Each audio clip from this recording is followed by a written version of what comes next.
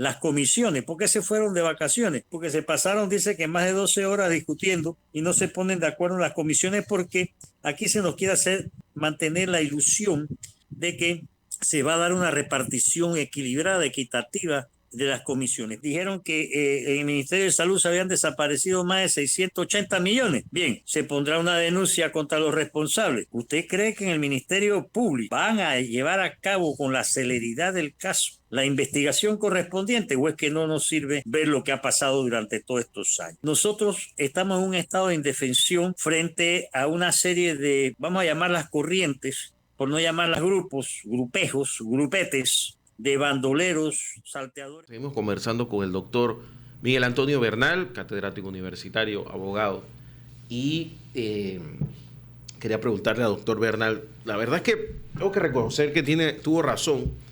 Una asamblea que perdió a casi todos sus exdiputados, creo que quedó con 13, 8 que se reeligieron, una cosa así, poquitos.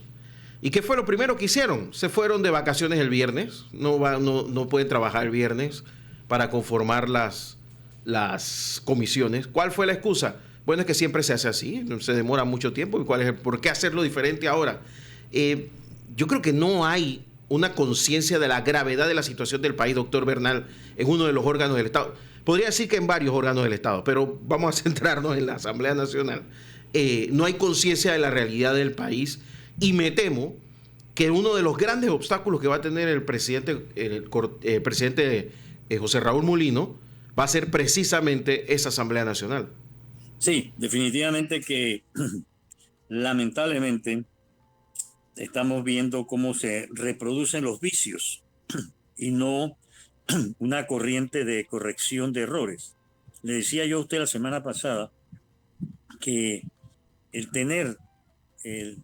querer mantener el actual reglamento interno de la Asamblea o ley orgánica poco iba a contribuir a que se pudiesen hacer una serie de correctivos básicos, elementales, que en mi opinión fueron expresados a través de las urnas por la población y que hay lo digo respetuosamente, hay una malinterpretación de parte de los nuevos diputados de las razones por las cuales ellos fueron votados, por las cuales ellos fueron beneficiados con el voto de la población.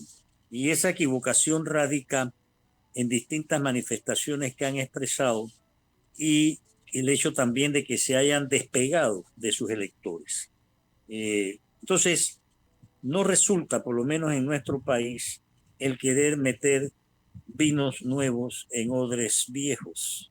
Y la Asamblea no está hecha para un desenvolvimiento verdaderamente democrático, donde el debate, la discusión de altura, la presentación de proyectos verdaderamente beneficiosos para las grandes mayorías se pueda realizar, porque el freno lo pone la ley orgánica que el 99% de la población panameña no conoce. O sea, el 99% de nuestros compatriotas no saben qué dice el reglamento interno de la Asamblea, que fue hecho, no se nos olvide, que el problema es que se nos olvida, que fue hecho dentro de un contexto de un régimen autocrático, represivo, antidemocrático, militar, que impuso una constitución y que al mismo tiempo, después de las reformas, entre comillas, de esa constitución en el 78, estableció una serie de parámetros de comportamiento obligatorio para quienes fuesen a ese hemiciclo. Eso no ha variado. Entonces los que llegan ahí, como llegan con muchos bríos, pero muy pronto se los van aplacando, ¿no? Esa ultraminoría que controla, y lo han demostrado, controlan ya la directiva de la Asamblea, de la partidocracia. Las comisiones, ¿por qué se fueron de vacaciones? Porque se pasaron, dice que más de 12 horas discutiendo y no se ponen de acuerdo en las comisiones, porque aquí se nos quiere hacer mantener la ilusión de que se va a dar una repartición equilibrada, equitativa de las comisiones. Panamá tiene 71 diputados, Guillermo Ruiz, y hay 17 comisiones. Cada comisión integrada por 7, salvo la más codiciada, que es la de presupuesto, que está integrada por 15 y donde todos quieren estar por lo menos este año. Entonces, en Estados Unidos tienen 100 senadores y Estados Unidos tiene 7 comisiones. O sea, ahí resalta la ausencia de institucionalidad, porque las comisiones están hechas en función de la matriz de la corrupción que crea la constitución vigente y la ley orgánica de la Asamblea. Comisiones inoperantes que no brindan los informes debidos, que no realizan el trabajo que corresponde. Antes del 68, la sola comisión permanente de la Asamblea Nacional realizaba una labor extraordinaria durante las vacaciones que tenía el órgano legislativo. Hoy día, en mi opinión, yo creo que nosotros tenemos un órgano legislativo no solamente desorganizado, sino inorgánico, de fácil apropiación indebida de parte de la maleantería política perteneciente a esa empresa criminal conjunta que durante estos últimos 5 años desgobernó en el país. Esos son los pilares ahora mismo dentro de la Asamblea, no los jóvenes, porque esto no es un problema cuantitativo, este es un problema cualitativo. Es decir, 20 nuevos diputados, pero que no hacen el peso de uno solo, porque ahí hay uno solo cuyo poder económico, social y político es tal que controla no solamente dentro, sino fuera de la Asamblea. Y que si usted suma ese 1, más 2, más 3, más 4, va a tener unos resultados absolutamente contrarios a los propósitos de transparencia, rendición de cuentas, lucha contra la corrupción, tratar de contener el enriquecimiento ilícito que puedan tener una gran cantidad de panameños y panameñas, y que también de una manera u otra ha sido expresada por el propio jefe del Ejecutivo. Entonces, aquí hemos sido víctimas de un saqueo. Pero ¿qué pasa? Que frente a ese saqueo nosotros estamos desarmados, desmunidos de mecanismos de acción, porque por más denuncias que se puedan llegar a poner en el Ministerio Público, ahí tampoco van a prosperar. ¿Ves? O sea, por ejemplo, que si faltó el otro día en la conferencia de prensa, dijeron que en el Ministerio de Salud se habían desaparecido más de 680 millones. Bien, se pondrá una denuncia contra los responsables. ¿Usted cree que en el Ministerio Público van a llevar a cabo con la celeridad del caso la investigación correspondiente, o es que no nos sirve ver lo que ha pasado durante todos estos años? ¿No?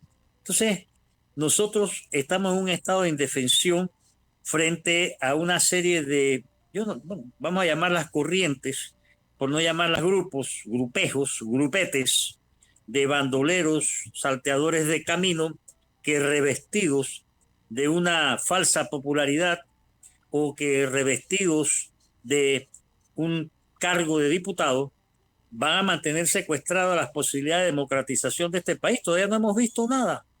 Esto es la puntita del iceberg.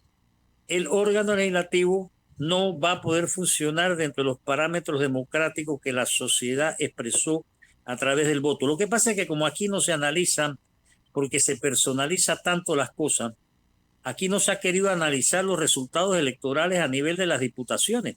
En primer lugar, dado el sistema electoral existente, quienes están sentados en las curules, en su grandísima mayoría, representan minorías ciudadanas, no mayorías. Ahí empieza el problema. No se nos olvide. O sea, no nos estamos manejando con ese concepto tradicional de la democracia, que el gobierno de las mayorías. No, en Panamá es el gobierno de las minorías y sobre todo en el órgano legislativo. Segundo, ese mismo sistema electoral que tiene como matriz, le decía, una constitución que promueve la corrupción, también tiene como compañero diríamos, de caminos, o más que compañero de caminos, como aliado en toda una serie de sinvergüenzura, vagabundería, tracalerías legislativas, a los señores del Tribunal Electoral, que impunemente están haciendo de la suya como nunca antes, como quien dice, ¿no?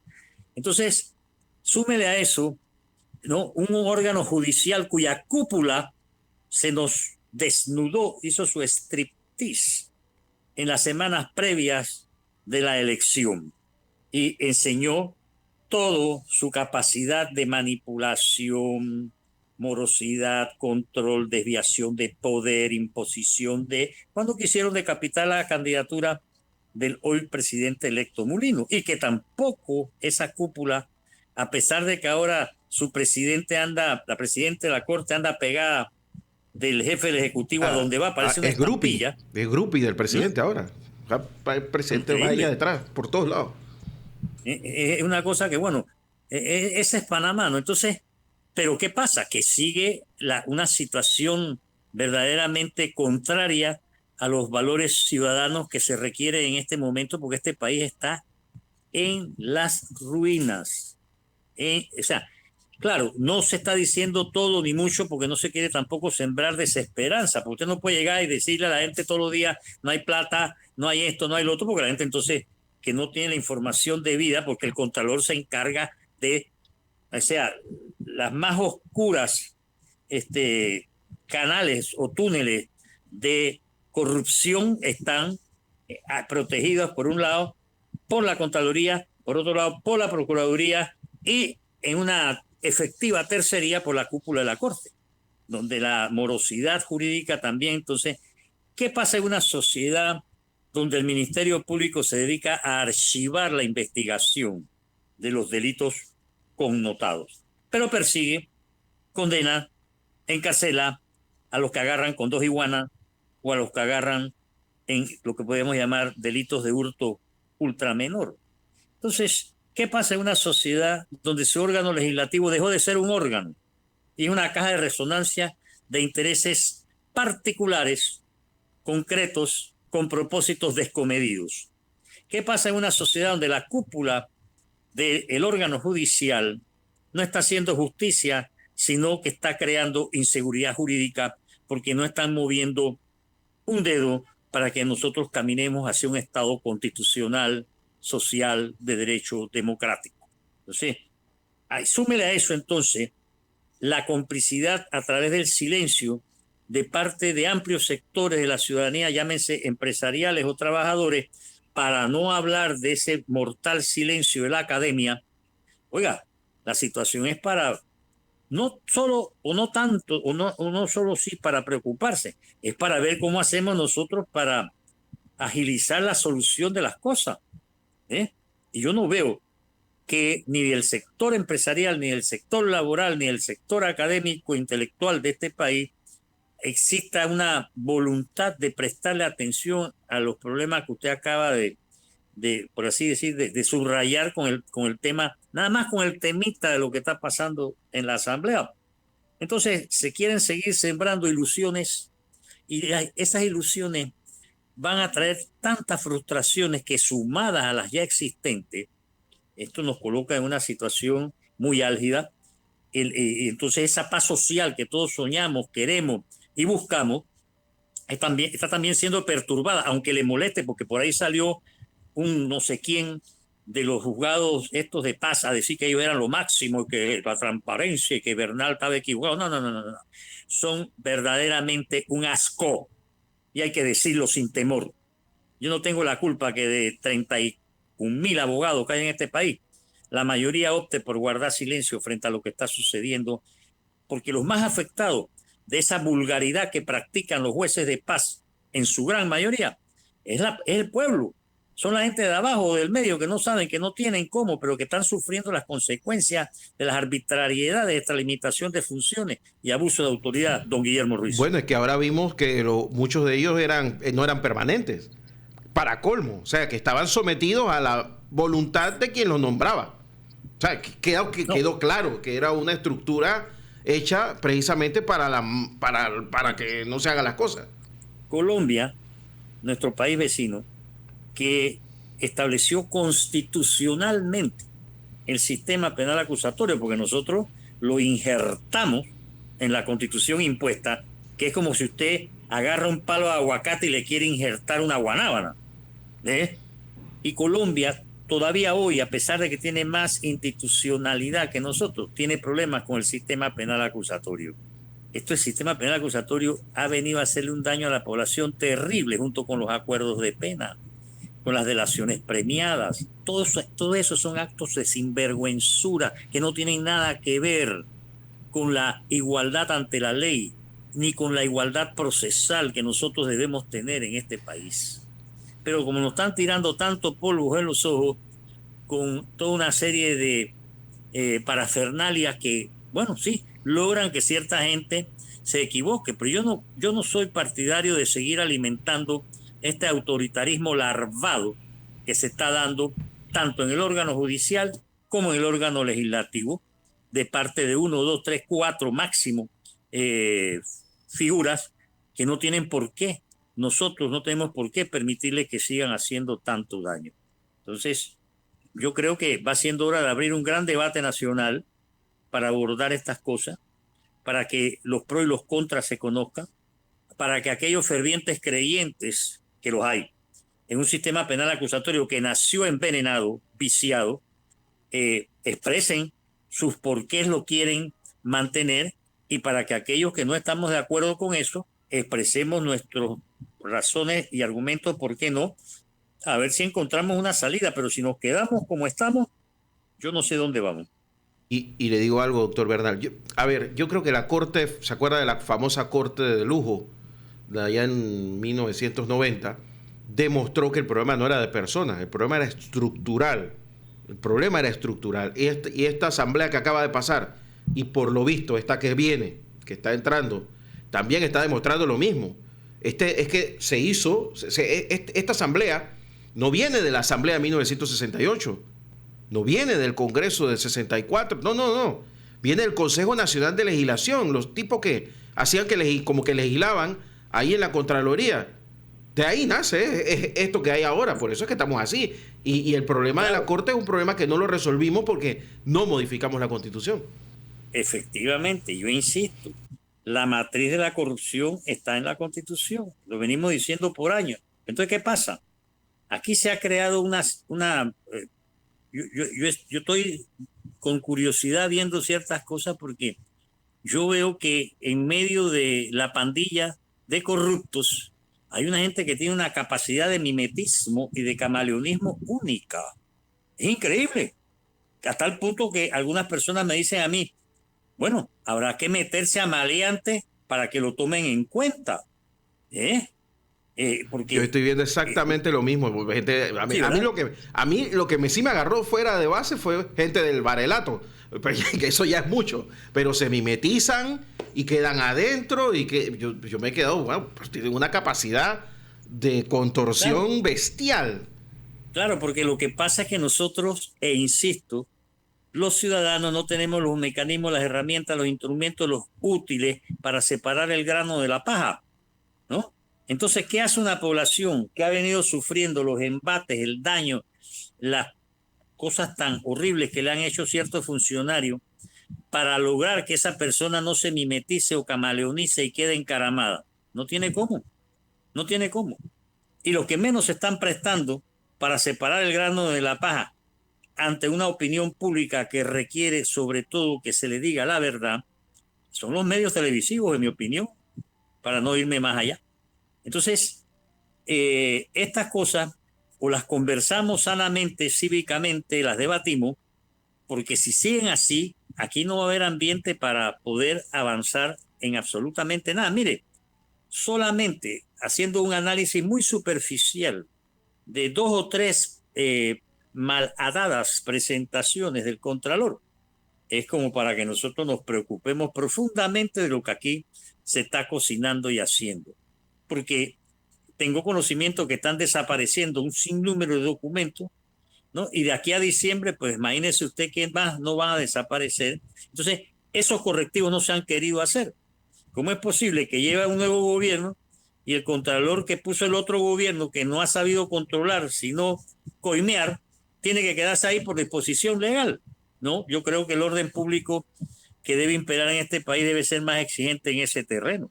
Pero usted vio lo que ha pasado con un par de fiscales que yo no sé, bueno, claro que el mismo problema de reacción que ha habido con su despido se lo buscó el propio procurador, que se demoró no sé cuánto tiempo en hacer lo que debió hacer desde un inicio y lo está haciendo ahora para quedar bien ante el nuevo gobierno con pretensiones de quedarse ahí per secula seculorum, porque esa es otra. Aquí la gente llega, ¿no? Y no saben lo que son términos.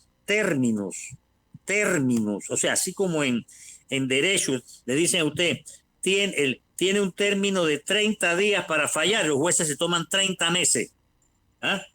Porque el expediente se le fue por aquí, se le fue por allá. No, términos, 30 días son 30 días, 5 años son 5 años. Mire toda esa gente que no se ha ido. Y se les ha dicho ahí, por favor, no se van. Entonces, con una asamblea, mire, si todavía, yo no sé cuánto se van a demorar con las comisiones. Ahora imagínense cuánto se van a demorar en legitimar o legalizar los nombramientos que requieren la aprobación de la asamblea. Ojo, porque mientras tanto, algunos han empezado a despedir, votar, nombrar sin tener capacidad para ello. Entonces esto es un desgreño horrible. Aquí ahora el único que, bueno, en mi opinión constitucionalmente hablando, con esta bendita constitución, que tiene capacidad para nombrar, despedir, hacer y volver, es el presidente de la República, ¿no? Y los ministros, de acuerdo a lo que le establece la constitución. Pero hay un poco de funcionarios, ¿no?, que están ahí, que ya saben que no deben estar y están haciendo la suya.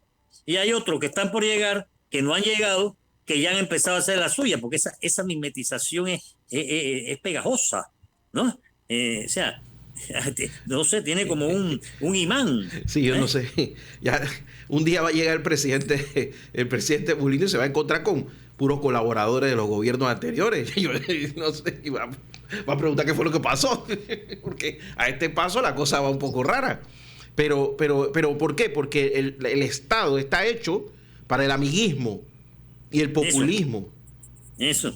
El clientelismo. Claro, esos 6 diputados que siempre salen del mismo partido en las áreas comarcales, ¿por qué? Porque está hecho para que ellos salgan siempre ahí, para que salga el mismo partido siempre, si es que se hizo para eso. Ya ellos saben que tienen 6 diputados. En circuitos, como usted dijo muy bien, sobre representados. Cuando uno va a ver la proporción de diputados de áreas indígenas comparada a la población de áreas indígenas en Panamá, se da cuenta de que una representación de 3-1.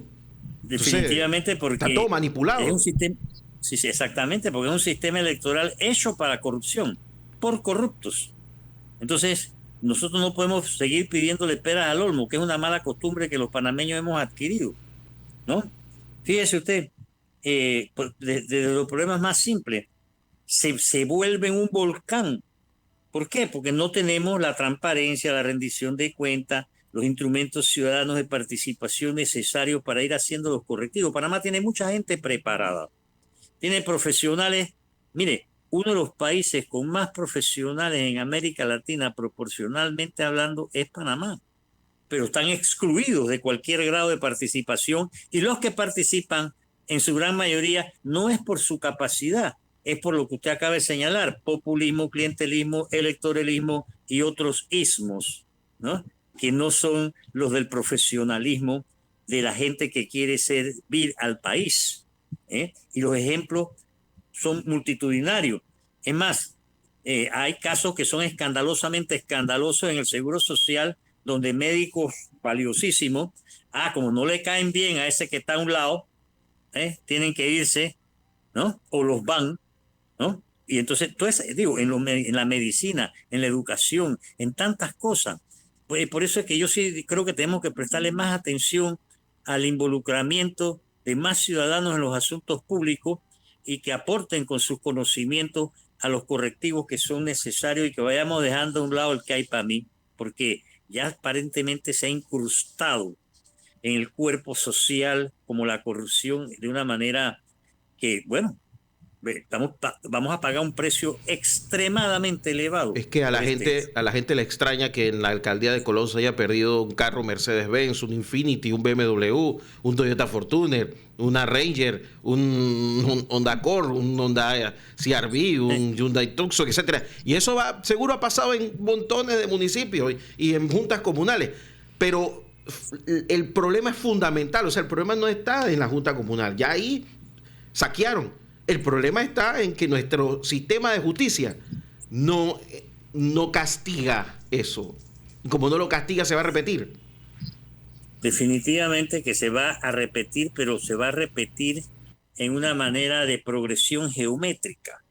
No es que se va a repetir en un menor grado. Por eso yo creo que le mencionaba a usted en días pasados que yo soy de opinión que aquí la Asamblea debería preocuparse de promulgar una ley de procedimiento para adoptar medidas excepcionales de investigación de ciertos delitos como los que estamos mencionando y que se han dado, porque déjeme decirle muy respetuosamente, mire, no es que se han perdido los autos, ellos saben quién los tiene, ellos saben dónde están, pero no les da la gana de hacer lo que hay que hacer porque, es que fulanito que es primo del hermano, del cuñado, del comisionado tal o del diputado cual o del ministro tal fue el que se lo llevó, así que mejor miremos por otro lado.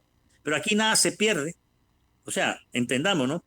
Todos esos centenares de millones que la empresa criminal conjunta se llevó no se han perdido. Lo que pasa es que no tenemos los mecanismos apropiados para recuperarlo. Los auxilios económicos, hace rato que ya deberían estar haciendo fila en el IFARU, los beneficiarios indebidos de los mismos, con el compromiso de devolver con los intereses correspondientes la plata que usufructuaron del pueblo panameño indebidamente. Pero eso no va a pasar. Y aquí vamos a estar usted viernes tras viernes y usted con su otro invitado como caballitos trapicheros. Yo sí, Porque no hay una voluntad. yo sí le digo, doctor Bernal, en octubre yo dije que iba a ganar, que iba a ser presidente Molino. Ahora se lo digo más, con mucho más tiempo. Como esto no se arregle, en el 2029 vamos a tener a alguien que va a venir y va a decir, voy a cerrar la asamblea y voy a cerrar la corte y con eso va a ganar. Y va a ganar por el 60% de los votos y hasta aquí llegó la democracia. Eso va a pasar. Si no, se cambia ahora todo esto. Pero bueno, ojalá no sea así. Doctor Bernal, les agradezco mucho. Nos vemos la próxima semana. Gracias a usted y a Radio Ancon y a su equipo por la cortesía y a sus oyentes por la paciencia. Por favor, cuídense mucho y pasen un buen fin de semana. Hasta luego. Igual usted. Era el doctor Miguel Antonio Bernal con nosotros aquí en la mañana Ancon por Radio Ancon. Con el doctor Miguel Antonio Bernal, que amablemente está con nosotros todos los viernes a esta hora. El doctor Bernal es catedrático universitario y, por supuesto, abogado y constitucionalista. Doctor Bernal, bienvenido, buen día. Muy buenos días, don Guillermo. Saludos a usted, a su equipo y a su muy distinguida audiencia en este viernes 12 de julio. 12 de julio. Víspera de julio, sí, de previo a la celebración del 14 de julio, que a todos los amantes de la libertad y la democracia nos congratula recordar esa fecha histórica de la humanidad. Hay varias celebraciones de la Embajada de Francia, todas muy pomposas, ¿no? Pero creo que nosotros tenemos mucho que hablar con Francia todavía antes como dice hoy la embajadora en la Estrella de Panamá, a quien le mando un saludo, pero la verdad es la verdad, dice que las relaciones, la cooperación entre Francia y Panamá en el área fiscal es muy buena. Yo creo que eso se puede mejorar, ¿no? Definitivamente, y tiene que mejorarse. Pasa que tiene que haber una mejor y mayor disposición de parte de las autoridades francesas para con Panamá. Yo creo que Francia, por lo menos en los últimos 6, 7 años, ha descuidado enormemente su relación con Panamá, como diríamos nosotros, ha puesto de lado el interés de las relaciones interestatales para dar prioridad a relaciones más bien de corte personal y comercial, de acuerdo a los dos últimos embajadores que han estado por estas tierras y que no han sabido pues compenetrarse más con el pueblo panameño y permitir que ese lazo histórico que tiene Panamá con Francia desde la época del siglo XIX ocupe el lugar que se merece, respetando la personalidad del Estado panameño. Yo creo que en eso hay que trabajar seriamente de parte no solamente de nosotros, los panameños, sino también de una actitud más de apertura, no de enconchamiento ni de eurocentrismo que puedan desarrollar los gobiernos franceses. Sí, veremos ahora después de los Juegos Olímpicos cómo desenredan el problema en que se metió solito Macron, ¿no? Que lo veo un poco complicado. Yo digo que sí, no deja de haber complicación, pero quiero yo creer, y espero no equivocarme, que prime la institucionalidad de la cual disfruta la República Francesa. Como le decía a usted la vez pasada, nosotros no podemos perder de vista ni olvidar que Francia es sobre todo republicana. Es decir, el pueblo francés es un pueblo conservador. Bueno, los pueblos que son bicentenarios o multicentenarios, pues tienden a ser conservadores, sobre todo en el sentido pues de sus tradiciones y costumbres. Pero Francia, en mi opinión, es fundamentalmente republicana. Es decir, que los valores republicanos siempre terminan por prevalecer frente a ciertos vientos o ciertas tormentas o tempestades que se levantan por temas de carácter económico-social. Y prueba de ello es que después de la invasión de Francia por parte de las hordas nazifascistas, se establece una quinta república con un sentido constitucional muy particular y van creando una serie de instituciones, sobre todo basadas en los principios, que han servido hasta la fecha para poder mantener los valores republicanos, que son los que yo creo que en toda sociedad de este siglo XXI deben prevalecer. Lo que sucede, don Guillermo Ruiz, es que lamentable y tristemente en nuestra sociedad, cuando se habla de república, la gente cree que es el apelativo que se le da al país, República de Panamá, República de tal país, pero la república conlleva una serie de valores, primero sembrados por Bolívar, si nos vamos a remontar a las épocas de las luchas contra la monarquía, y luego también aquí en Panamá nosotros hemos tenido, por ejemplo, con Porras, tuvimos un presidente con valores republicanos. Después ya ha sido difícil encontrar esos valores, no solamente en quienes han ocupado el solio, sino también en las mismas organizaciones políticas partidistas, que lo que menos tienen es de republicanas. La república conlleva valores fundamentales de carácter constitucional e institucional, y como nosotros seguimos arrojados a una constitución impuesta, desfasada, degenerada, deformada, pues el que primen valores republicanos no va a ser fácil, no es fácil. Y por eso a veces tenemos tantos tropiezos que no deberían serlo.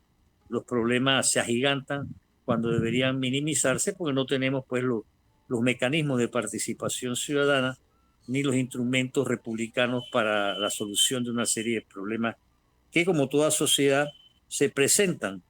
En nuestro caso, pues yo creo que somos víctimas de una inexcusable ignorancia de la que han hecho gala en estos últimos tiempos las cúpulas político-partidistas y algunas de las cúpulas también de otras organizaciones, tanto empresariales como de trabajadores, que se han cegado en sus intereses egoístas de ellos y no han pensado en esas crecientes necesidades que hay hoy en día en Panamá, que van desde el desempleo, el hambre, la falta de agua y tantas cosas más que, bueno, aquí poco a poco hemos ido desgranando a veces con ustedes esa mazorca. Sin embargo, yo creo e insisto que la educación es la que nos debe llevar de la mano hacia la recuperación de esos valores republicanos que otrora en la República de Panamá sí tuvieron un significado. Basta recordar cómo en 1945, gracias a Moscote, Alfaro, Chiari y otros, Panamá se dio una constitución republicana. Y Ricardo J. Alfaro fue el panameño que después, un par de años después de estar elaborando el proyecto constitucional, le tocó redactar más del 67% de la Declaración Universal de los Derechos Humanos, que hoy rige para toda la humanidad, menos en Panamá. Bueno, Panamá pero ni se conoce. quizás tiene que ver porque desde 1972 decidimos convertirnos en una monarquía donde teníamos un jefe de Estado que hacía de rey, y cuando volvió la democracia ninguno de los virreyes, para llamarlo de alguna manera, decidió desmontarlo, y hasta ahora los presidentes tienen poderes omnipresentes y totales.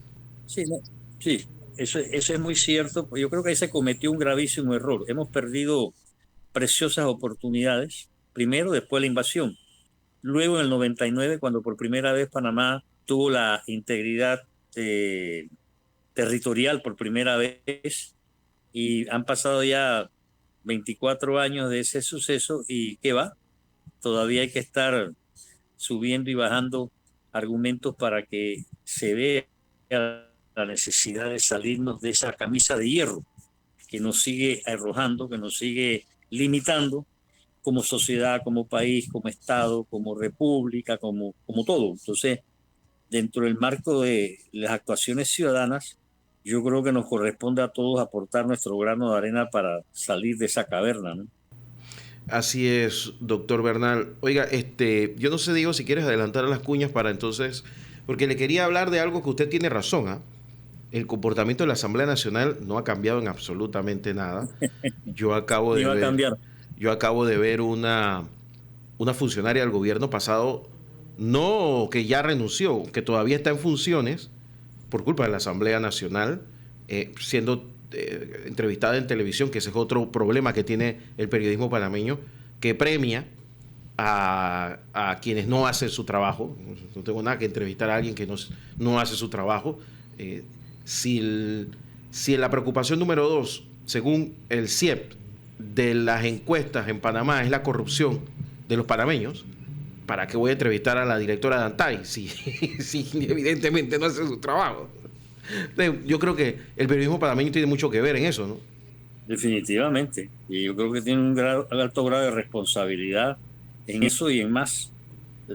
Por suerte todavía quedan algunas salvedades que se pueden hacer, pero a nivel televisivo creo que nunca antes habíamos estado a un nivel tan bajo, más bajo que las aguas del canal pudieron haber estado últimamente.